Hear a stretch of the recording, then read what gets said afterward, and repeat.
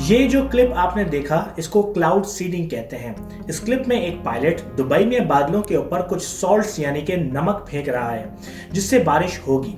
इसको मसनूई बारिश भी कहते हैं। 2019 में यूएई के रहने वालों को अचानक ही जरूरत से ज्यादा बारिशें देखने को मिली।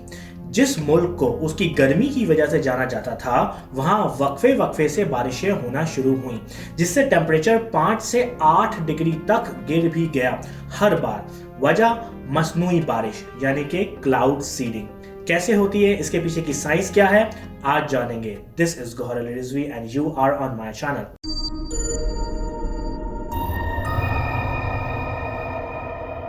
यूएई में रहने वालों के लिए बारिश किसी नेमत से कम नहीं, वहीं लंदन में रहने वालों के लिए सच में परेशानी का बायस रहती है।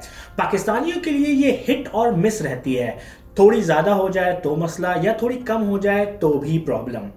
पहले हम ये जान लेते हैं कि बादल क्या होते हैं। बादल पानी के बहुत ही छोटी छोटी बूंदों से मिलकर बनते हैं। ये पानी की छोटी छोटी बूंदें एक नॉर्मल पानी की बूंद से भी बहुत ही ज्यादा छोटी होती हैं। अगर ये पानी की बूंद का नॉर्मल साइज है तो बादलों में पानी की इतनी छोटी छोटी बूंदों की शक्ल में पाया जाता है। ये छोटी छोटी बूंदें एक दूसरे से टकराती हैं, लेकिन इतना नहीं टकराती कि जितना कि ये मिलकर एक भारी बूंद बना लें। अगर बादल भारी या बड़ी बूंदें नहीं बना पाता तो वो बारिश भी नहीं कर पाता, लेकिन अगर किसी वजह से पानी की बूंदें भारी होना शुरू कर दें तो बारिश होती है। सवाल ये आता है कि ये छोटी छोटी बूंदें भारी कैसे होती हैं।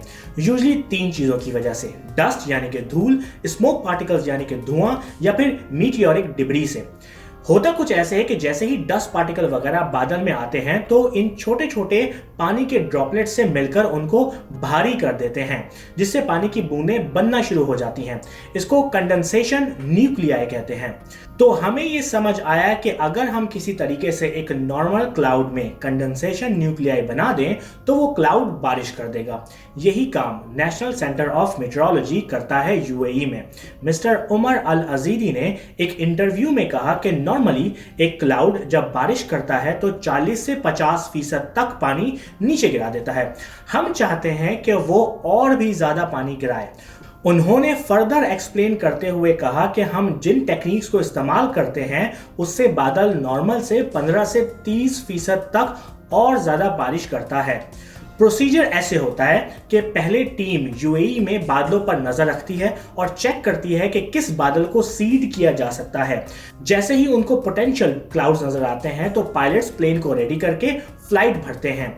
जब प्लेन्स पहले से तयशुदा बादल के ऊपर पहुंचता है तो वहां कुछ मिक्सचर्स रिलीज करता है। ये फ्लेयर्स mainly potassium chloride, sodium chloride, magnesium वगैरह के होते हैं। मेनली ये नमकियात होती हैं जो बादलों में जाकर पानी में कंडेंसेशन न्यूक्लियाई बनेगी।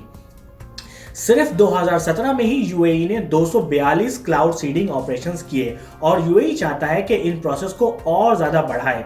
इवन खलीज टाइम्स की एक रिपोर्ट के मुताबिक यूएई तो चाहता है कि पूरे साल इस प्रोसेस को जारी रखा जाए ताकि लोगों को थोड़ा ठंडा माहौल मिले।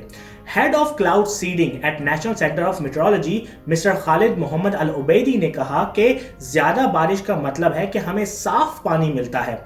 अगर हम क्लाउड सीडिंग को पानी साफ करने के लिए इस्तेमाल करें तो हमें ज्यादा सस्ता पड़ता है बनिस्बतन समंदर से नमक वाले पानी को प्रोसेस करके साफ करने में। लेकिन और किस किस मामले में क्लाउड सीडिंग फायदेमंद हो सकती है?